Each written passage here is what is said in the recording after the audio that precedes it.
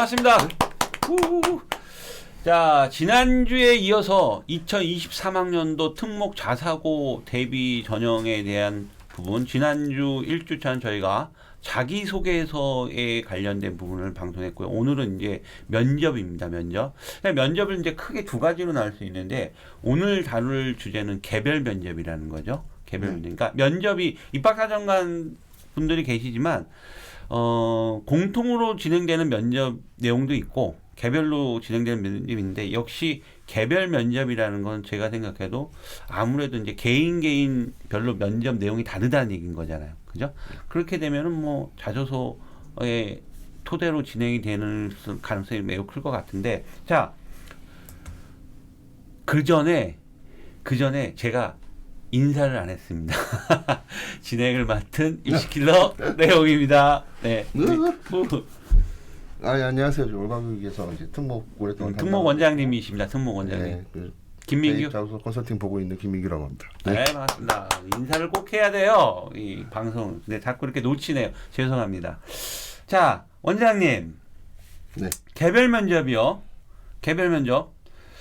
이 개별 면접이라면은 이 대입은 원래 학종 같은 게 1단계에서 자기소개서 같이 들어갔거든요. 근데 고입은 보니까 1단계는 생기부만 들어가서 먼저 뽑고 2단계 면접 대상자가 되면 이때 자소서가 들어가는 것 같은데 맞나요? 네, 그렇습니다. 1.5배수나 2배수를 뽑아요. 네. 그거는 오로지 성적으로만. 네. 학생부 들어가는 거 그냥 성적으로만 뽑고 나서 이게 면접 대상자 안에 들어가 있으면 그때 네. 이제 자소서 2차 접수를 하죠, 학생부. 그래서 대개 12월 뭐 7, 8, 9 이때 이제 일반 학생들이 고입을 그 원서를 내는 거랑 똑같아요. 일정은 똑같고 거기서 이제 성적이 돼서 면접 대상자가 되면 12월 17, 18, 19 요때쯤 중순쯤에 이제 자소서를 제출을 하고 면접은 이제 11월? 12월이죠. 12월. 12월 말경에 대부분 이제 면접을 보게 됩니다. 그러네요. 그렇다면은 그 시점에 자소서가 들어간다면 이 자소서와 면접과의 관계가 분명히 있을 것 같은데. 아니 뭐 밀접하죠. 밀접하죠. 그런 얘기를 좀 그 자소서에 대해서 말씀드릴 때 자소서 수준에서 면접의 수준이 결정이 된다라고 말씀드린 것처럼 자소서 면접은 따로 떨어져 있지 않습니다. 그 분명한 겁니다. 자소서 따로 면접 따로 이건 존재하지 않는다. 왜냐하면 자소서를 쓸 때 이미 면접에서 어느 정도 수준이 될 수 있다라고 하는 것을 계산해 넣고 그리고 이제 자소서 접수를 해야 되는 거죠. 그래서 너무 높아서 내가 말을 못할 것 같아라고 하면 근데 그거보다는 이제 해결하기 위해서 노력하는 게 제일 좋은데 그게 이제 뭐 맞물려서 돌아가는 거고요. 일단 뭐 오늘 면접 중에서도 이제 개별 면접에 대해서 말씀을 드리긴 하는데 사실은 또 면접도 본질적으로 공통이라고 하는 면접도 있고 개별 면접이라는 형태도 있는데 사실은 뭐 공통 개별이라고 구분 짓는 건 이제 문제 형태 때문에 구별 짓는 거지 저는 본질적으로 그것도 같다. 모든 특목 자사가 이렇게 두 가지 형태로 다 면접 치러지나요? 그렇지 않은 학교도 있죠. 그렇죠. 개별만 보는 학교가 그리고 있고, 또 공통만 보는 학교도 있고, 네, 공통 개별을 두 개를 다 하는 학교도 있고. 공통 면접 보는 학교는 둘 다 하는 거죠. 무조건 개별 면접을 안 하진 않습니다. 공통 면접 문제가 있는 거죠. 그러니까 말 그대로 공통 면접은 모든 학생들에게 공통적인 질문 하나씩은 던지는 거죠. 궁금합니다. 개별 면접에서 어떤 식의 문제 질문을 어떤 질문들이 많이 나오나요? 자소서 내용에서 단순 확인하는 문제도 있고 자소서 내용의 수준을 확인하려고 하는 문제가 가장 크겠죠. 그러니까 요 근래에 또 면접의 어떤 트렌드 같은 경우는 학생이 갖고 있는 자소서 내용에서 그 내용 질문, 그러니까 뭐 어떤 내용에서 토론을 했고 예컨대 뭐 사형제도 폐지에 대해서 토론을 했다. 그 내용이 이제 자소서에 적힌다면 사형제도에 대해서 뭐 토론했냐 이렇게 물어보지 않고요. 토론은 어떤 면에서 학생한테 도움이 되느냐? 그래서 여기서 그러면 너가 입학 후에 어떤 토론을 해보고 싶으냐? 라고 이렇게 사실은 두 가지로 질문을 하는 형태가 많죠. 그러니까 저는 학생들한테 이렇게 가르칩니다. 면접은 기본적으로 뭐 여러 유형들이 있고 뭐 논리형이니 뭐 도치 확인형이니 뭐 이런 거 많은데 다 필요 없고 네. 팁이에요. 과거냐 미래냐로 나눕니다. 오직 과거냐 미래로 나누면 될 것 같아요. 과거는 뭐냐면 자신이 했던 경험, 노력했었던 과거 사실. 그러니까 미래는 뭐냐면 계획. 뭐가 더 어려울까요? 어떤 질문이 더 어려울까요? 솔직히 과거는 자기가 했었기 때문에 대답할 수 있어요. 미래에 관련된 질문은 그렇죠. 고민해보지 않으면 대답할 수가 없습니다. 그렇죠. 그래서 훨씬 그러네요. 어렵죠. 네. 그래서 이 두 개의 질문을 묶어요. 한 질문으로. 너가 이렇게 토론 대회를 뭘 했어. 그래서 뭐 나한테 굉장히 의미 있었고 이렇게 썼습니다. 그러면은 그러면 토론이라고 하는 부분이 너한테 어떤 부분에서 의미가 있었느냐. 토론이 잘 되려면 어떻게 되냐. 나는 어떤 질문으로 돌려서 물어보고 입학 후에 그러면 어떤 토론을 해보고 싶으냐라고 물어보는 거죠.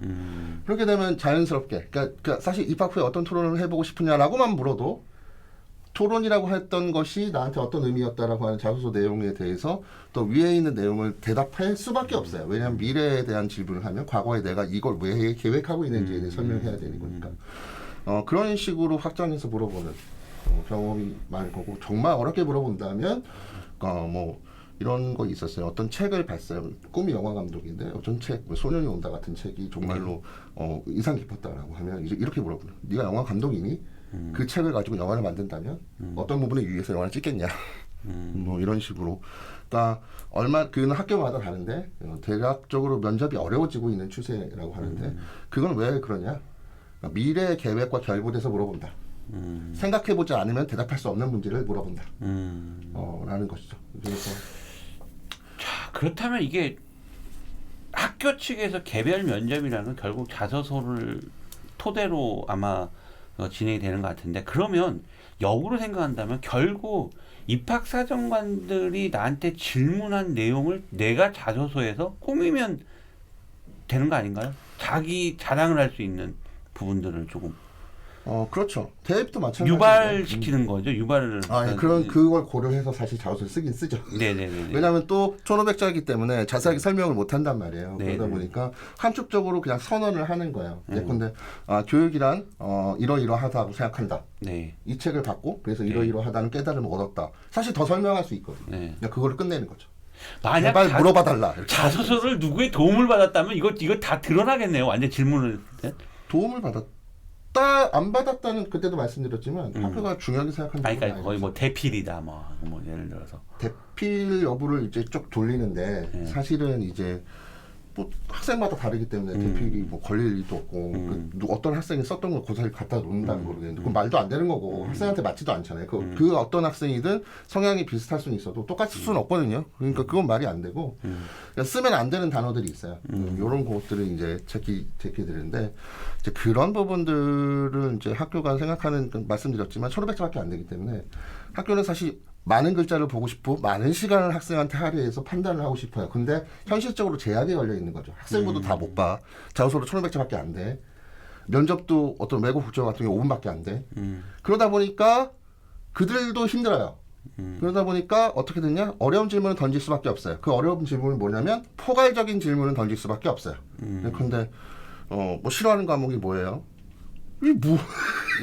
그럼 대입도 마찬가지지만 싫어하는 과목이 뭐냐 그러면 단답형은 대답하면 탈락이잖아요. 네. 원하는 건 그게 아니잖아요. 네.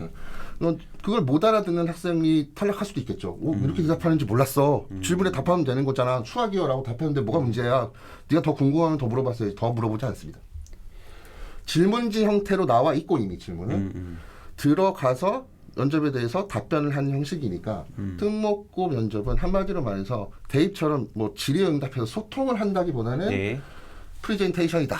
브리핑을 하는 거다. 내가 가서. 그러니까 질문은 서너 개인데 내가 답변하는 시간은 1분 이상이에요. 무조건 1분 30초. 그러니까 싫어하는 과목이 뭐냐라고 하는 어떤 질문 속에서는 내가 왜 이걸 싫어하게 됐고 그래서 어떤 노력을 했고 그 과정에서 어떻게 극복했고 그래서 무슨 변화가 있었고 앞으로는 어떻게 할 것이고 이런 내용들을 본인이 스스로 앞뒤 맥락을 구성해서 이야기를 해줘야 되는 상황인 거죠. 아 그러면 이거 면접 대비도 이거 연습을 해야 되네요? 연습 안 하면 떨어집니다. 저는 그렇게 생각해요. 그래요? 그냥 할 수 있는 부분은 아니다. 아무리 자소서에서 본인이 다 쓰고 내가 다 알아도 그렇죠. 질문을 갑자기 나왔을 때 생각을 안 해봐. 그러니까 계획을 시뮬레이션. 생각을 안 해보면 솔직히 말해서 대답하기 어렵잖아요. 그러니까 저는 연습시킬 때 자소서를 하나하나 다 해체해서 본인들이 답변을 다는데 또 하나 문제는 뭐냐면 외우면 틀려요. 외우는 거 대입도 마찬가지. 외우면 절대로 안 되는 면접에서 똑같은 질문 절대로 안 나오고 그렇죠?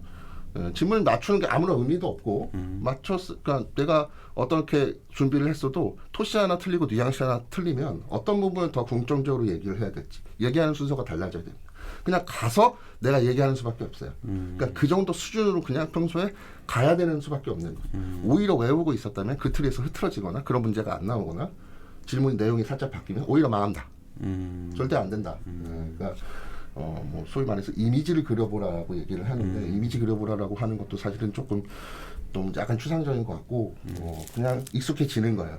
자기도 모르게 자연스럽게 나올 정도로 많이 생각을 해보고 내 논리를 구성을 그렇게 많이 하는 연습들이 필요한 거죠 스스로. 이게 제가 궁금한 게 또 있는데 그 국제고가 있고 외고가 있고 그다음에 전국형 자사고도 예. 있는데 그게 이제 물론 이제 뭐 다 면접 형태가 틀리겠죠. 근데 아무래도 좀 전국 자사 같은 경우는 우수한 인재들이 많이 모이지 않습니까? 네, 그렇죠. 자연스럽게 그죠? 그러다 보면은 면접의 질문 난이도도 굉장히 높을 것 같은데. 다릅니다. 학교마다 분명히 다른 건 사실이다. 그죠? 예. 특히나 소위 말하는 외대보고 같은 경우 네. 정말 어렵고 네. 오히려 공통이 없으면 더 어렵다고 저는 생각해요. 개별 면접만 보면은 계속 이제 꼬리를 칠 수도 있고 계속 그래서 뭐 질문했을 때 중간에 끊어버리면서 뭐 물어봐서 개입할 수도 있고 질문의 난이도 수준 자체가 굉장히 올라가죠. 그러니까 예컨대 뭐 자소서 내에서 무슨 어떤 뭐 노동 문제에 대해서 뭐 토론을 했었다라고 하면 뭐 어떻게 물어보냐면 그는 이 우리나라 노동 문제를 개인적 측면과 국가적 측면에서 나눠서 설명해 볼래? 그렇게 자소서에 쓴 적이 없어요. 정말 중학생 3학년한테 네. 그런 질문한다고? 아니 더한 것도 물어봤어요. 이게 뭐 경제학이 이제 꿈꾸는 학생한테 뭐 너치 같은 책 읽고 뭐 여러 가지. 아 우리 중3 학생들한테? 네. 대박. 그래서 뭐 통계나 이런 어떤 확률이나 뭐 이런 부분들 공부했고 뭐 이렇게 해가지고 뭐 하겠다라고 했는데 믿고 싶지 않았나 봐요. 그러니까 왜냐하면 학생부에 보여지는 모습들은 사실 좀 부실했거든요. 학생부 관리가 잘 안 되다 보니까. 그래서 근데 자소서 수준 높으니까 그럼 요 정도 수준에서 네가 대답을 할 수 있다면 난 믿어줄게라고 해서 질문을 던진 게 대기업과 중소기업 수준에서 차이가 큰데 대기업과 중소기업이 지금 현재 상황에서 어떤 그 경영 전략적 자세를 가지고 아니 이거 대학생도 못할 때 어른 까마득한 대답하기 전투에서 힘든 질문이야. 그렇게 유도하죠. 와. 그거는 이제 어떤 특정 학교 같은 대한민국 경우에는 중3이 그것도 대답을 한다. 그런 대답을 하는 애들이 있다고? 그렇게 쓰고 그렇게 대답하는 학생들 엄청 똑똑한 애인데? 천재인데? 그런 애들만 와달라 또는 우리는 그 정도 수준이다 뭐 이렇게 이 정도 수준이 되기 위해 노력해달라 뭐 이렇게 하는 어떤 메시지인 거죠. 예. 아 그걸 대답할 정도면은 뭔가 그 애들은 노력을 뭐 다른 노력을 합니까? 아니 그런 책을 애들 보고 계속 고민을 하고 아니 어렸을 때부터 뭐 공부를 어떻게 해야 돼요? 어렸을 때부터 공부는 글쎄요.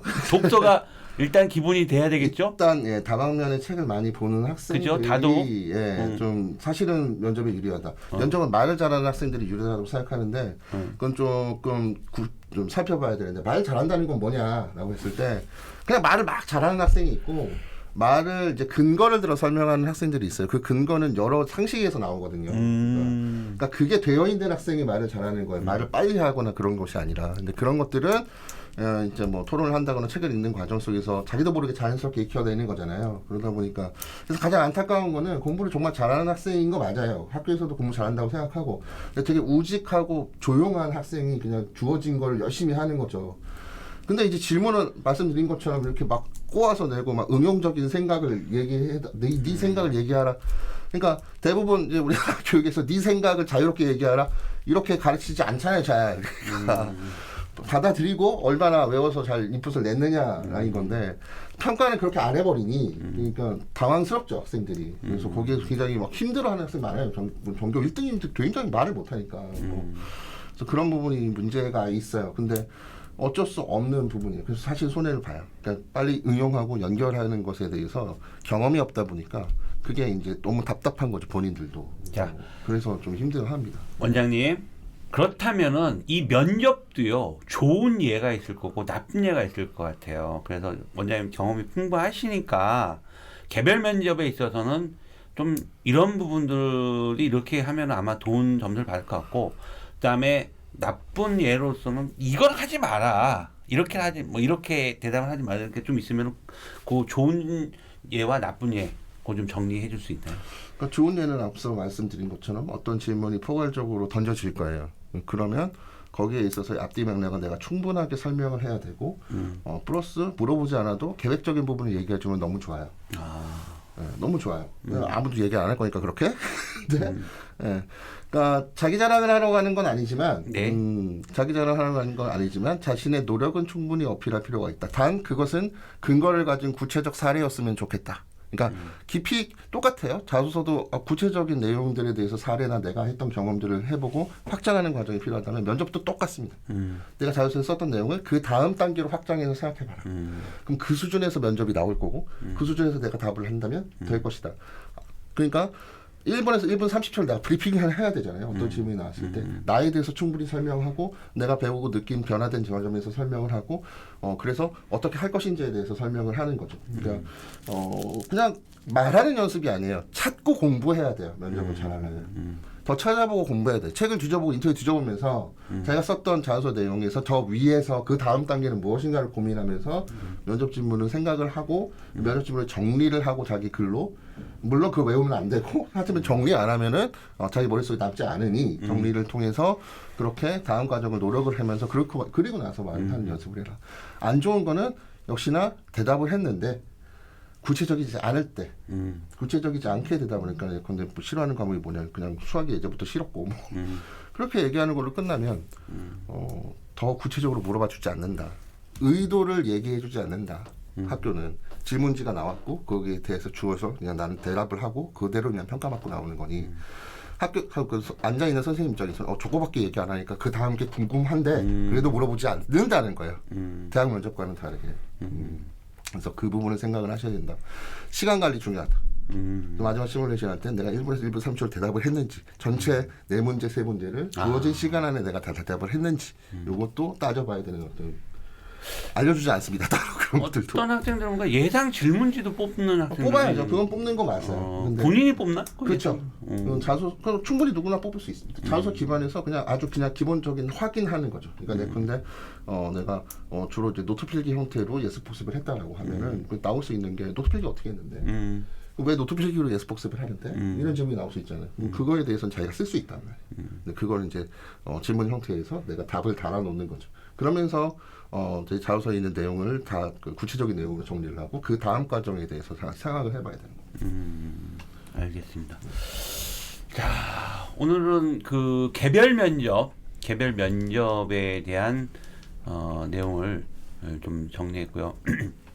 다음 주는 저희가 이제 공통 주제 면접이 될 것 같아요. 그래서 공통 면접에 대한 부분을 좀 한번 또 얘기해 보도록 하고, 오늘은 개별 면접에 대한 부분은 여기까지 진행하도록 하고요. 뭐 지난주 자기소개서도 그랬고 오늘 개별 면접도 그랬고, 뭐 궁금하신 부분이 댓글 달아주세요. 댓글 달아주시면 우리 김민기 원장님이 다 댓글 또 응대해 주실 거니까 언제든지 궁금한 점 있으시면 댓글 달아주시고 해주시면은 저희가 또 응대해 드리도록 하겠습니다. 자, 오늘 방송은 여기까지 진행하는 거로 하겠습니다. 수고하셨습니다. 감사합니다.